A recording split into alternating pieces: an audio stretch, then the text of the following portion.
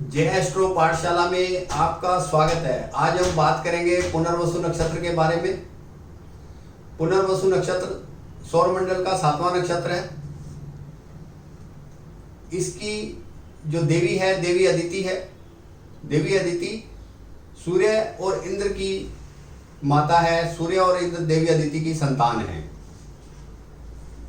वैश्य जाति का ये नक्षत्र है क्योंकि बुध की राशि में ये 3 इसके पद आते हैं चरण, और एक चरण आता है चंद्र की राशि में। तो ये व्यापारी तत्व है। व्यापार ज़्यादा अच्छा जानता है बुध।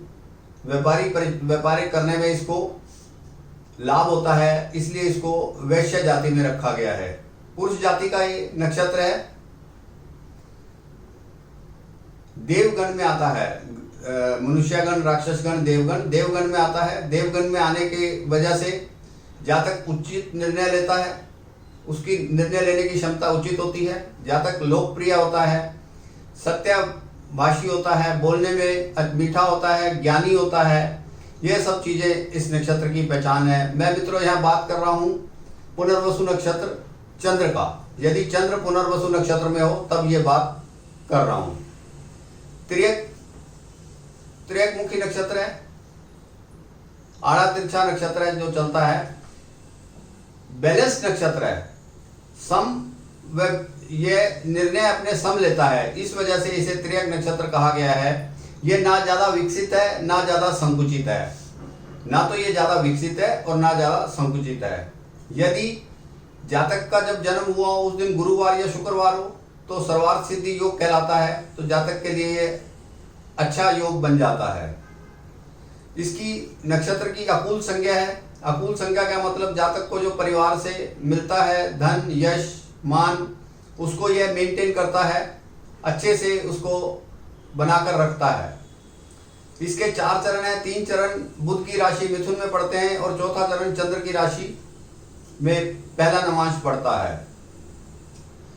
यदि गुरु बली होगा तो हमें शुभ फल ज्यादा देगा, क्योंकि ये गुरु ग्रह पुनर्वसु ग्रह गुरु का नक्षत्र है। पुनर्वसु ग्रह का नक्षत्र स्वामी गुरु है, इस वजह से गुरु बली होना आवश्यक है। अब हम इसके अंगों के बारे में बात कर रहे हैं कि इससे हम क्या क्या अंग देख सकते हैं। यदि हमारा नक्षत्र पीड़ित हो या शुभ हो तो उससे क्या क्या प्रभाव आएगा अंगों पर। इससे उंगलियां देखी जाती हैं, दोनों हाथों की उंगलियां देखी जाती हैं, नासिका देखी जाती है, कान देखे जाते हैं, कंधे देखे जाते हैं, गला देखा जाता है, फेफड़ों और छाती के बारे में देखा जाता है, रक्त विकार का पता लगता है इससे, हमारी कमर में दर्द इसी से देखा जाता है, जो हमारी फूड पाइप है, भोजन नली, वह भी इसी से देखी जाती है। यदि हमें यह नक्षत्र पीड़ित है तो इन अंगों में कुछ ना कुछ परेशानी हो सकती है। अगर पीड़ित नहीं है तो हम अच्छे रहेंगे। इसका गोत्र है क्रतुवंश का है। ये गोत्र इसका क्रतुवंश का है। क्रतुवंश के गोत्र में जो नक्षत्र आते हैं उनका कार्य क्या होता है? प्रोत्साहन देना, उत्साह बढ़ाना, नेक सलाह देना। ये नेक सलाहकार भी होते हैं। तो इस प्रकार की एक्टिविटी हम इसमें देखते हैं। यदि किसी कारणवश ये नक्षत्र हमारा पीड़ित हो जाए या कमजोर हो तो हम इसके उपाय भी कर सकते हैं और उपाय करके लाभ भी ले सकते हैं। हमें सबसे पहले देखना है कि कौन से चरण में क्या फल देगा। यदि यह मिथुन राशि के पहले चरण में होगा, यानी 20 डिग्री से लेकर 23 डिग्री 20 मिनट तक, तो मंगल के नवांश में आया, जातक लक्ष्य के प्रति समर्पित होगा। यदि उसका पहला नवांश है तो जातक की जो नेचर होगी लक्ष्य के प्रति समर्पित होगी। वो हमेशा लक्ष्य को लेकर चलेगा और उसको पूरा करेगा। यदि इसका दूसरा नवांश पड़ता है मिथुन राशि में, दूसरा नवांश हुआ 23 डिग्री 20 मिनट से लेकर 26 डिग्री 40 मिनट, तो ये शुक्र के नवांश में आया। जातक पर्यटन में ज़्यादा विश्वास रखता है, घूमने फिरने में विश्वास रखता है, भौतिक गतिविधियों में इसका ध्यान ज़्यादा जाता है कि भौतिक सुख चाहिए इसको। अगर व्यापार भी करेगा तो होटल व्यापार कर सकता है। इस प्रकार के ये कार्य कर सकता है। तो हमें यह भी समझ लेना चाहिए कि ये कौन से चरण में है, नक्षत्र हमारा कौन से चरण में है। यदि ये तीसरे चरण में आता है, तीसरा चरण हुआ 26 डिग्री 40 मिनट से लेकर 30 डिग्री मिथुन राशि में, तो ये वर्गोत्तम नवांश हो जाता है। बुध का वर्गोत्तम नवांश हो जाता है। जातक कल्पनाशील ज्यादा होगा, जातक की कल्पना अच्छी होगी, वैज्ञानिक हो सकता है, तो यदि वह इसके उपाय करता है तो उसको इसमें लाभ मिल सकता है कि उसकी कल्पना शक्ति में वृद्धि होगी, जो जिस विज्ञान में जो खोज कर रहा है उसमें उसे सफलता मिलेगी। यदि जातक का चौथा नक्षत्र हो, चौथा नक्षत्र चंद्र की राशि कर्क राशि में पड़ता है, पहला नवांश 0 डिग्री से लेकर 3 डिग्री 20 मिनट तक, तो यह भी श्रेष्ठतम फल देता है जातक को, क्योंकि गुरु यहाँ पर उच्च का होता है। तो मेरा कहने का मतलब ये था कि पहले हमें देखना है कि किसके नवांश में है और उसका हम उपाय कर कर उससे लाभ उठा सकते हैं। हम बांस के वृक्ष की पूजा कर सकते हैं, उसको जल दे सकते हैं, उससे भी पुनर्वसु नक्षत्र बली होता है।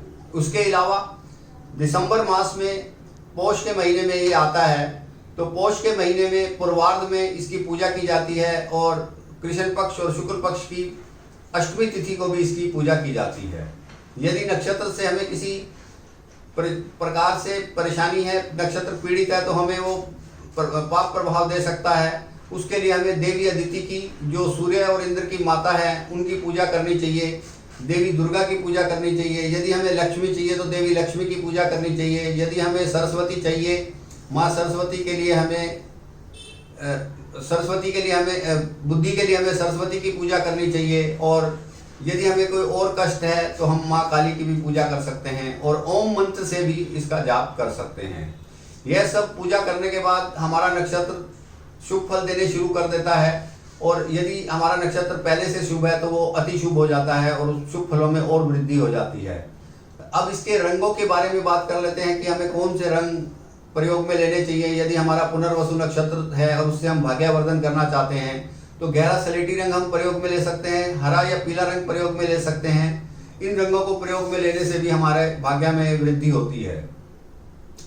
पुनर्वसु नक्षत्र जब गोचर में आता है तब भी हम सरस्वती माँ की पूजा कर सकते हैं, दुर्गा माँ की पूजा कर सकते हैं, लक्ष्मी देवी की पूजा कर सकते हैं, देवी अदिति की पूजा कर सकते हैं। इससे हमारे शुभ फलों में वृद्धि होगी, हमारी रुकावटों विघ्न में कमी आएगी और हमारे कार्य सिद्ध होते चले जाएंगे।